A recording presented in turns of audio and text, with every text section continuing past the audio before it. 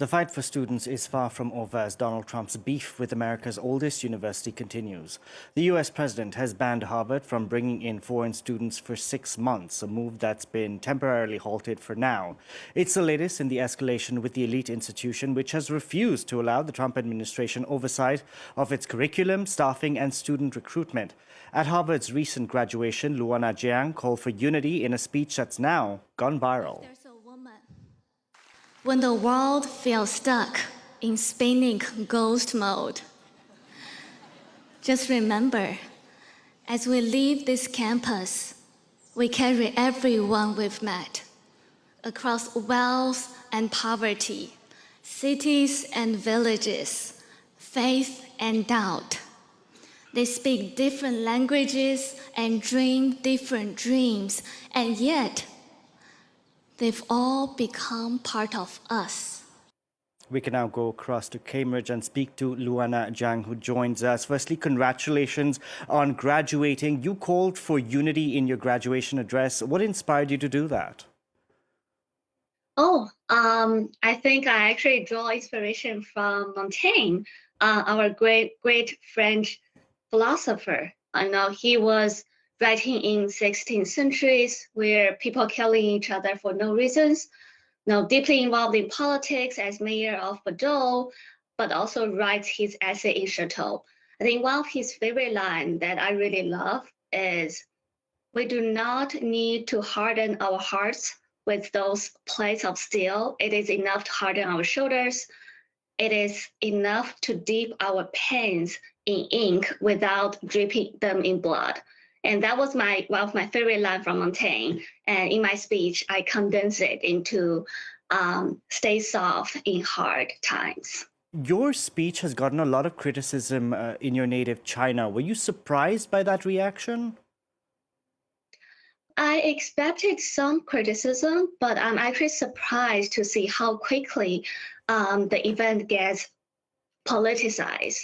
I think to some extent, my own experience has become a living illustration of my speech. And I think we're living in a time where all of us are very exhausted and disillusioned of the grand narratives about humanity rises and falls as one. So I would say a lot of the criticism is not against me. It's against, it's a reflection of the time that we live in. Now, China sends a huge number of students to the United States. You know this. What do you think lures a lot of people to the US? I think, at least from my own experiences, when I chose to come here and study in the US, I was really lured by how diverse the student body is. Because if we think the mission of higher education is to educate the students to go out and change the world, you cannot change the world without understanding the world. And you cannot understand the world without actually have some sort of human connection with people from different cultures and background. I think that's the part that attracted me the most at American universities. Now, Luana, the Trump administration seems to suggest that they could start going after and revoking the visas of Chinese students studying in sensitive areas. You were a student yourself until recently. How does this make you feel when you see students getting caught up in the crosshairs between two nations?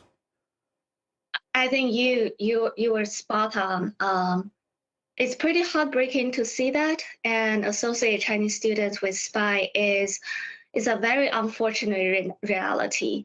And I think having Chinese students here in the United States also opens a door for Americans to understand how China actually looks like. China and America are two of the most powerful countries in the world. And we humanities are facing a lot of dire challenges, and we cannot solve those problems without two countries holding hands and join force with each other. So that's why I decided to come out and have this speech. In essence, ban the existence of Chinese students and internet. Do you think this could also sort of force talent to stay at home and also push Chinese institutions to create world-class educational facilities? I mean, if Chinese universities could take this opportunity to create more world-class universities, I think that would be a great thing. But I think for Chinese students, a lot of us wanted to go abroad to get ourselves exposed to different countries and cultures. So I'm not so surprised if a lot of Chinese students are thinking about other places and other universities where they feel more safe and the political environment is more stable. Indeed, Luana Jiang, thank you so much for speaking to us, and good luck in whatever is to come in your future. Thank you very much. Thank you for having me. No problem. Pleasure. That's it for this edition of Access Asia. From all of us on the team, thank you very much for watching.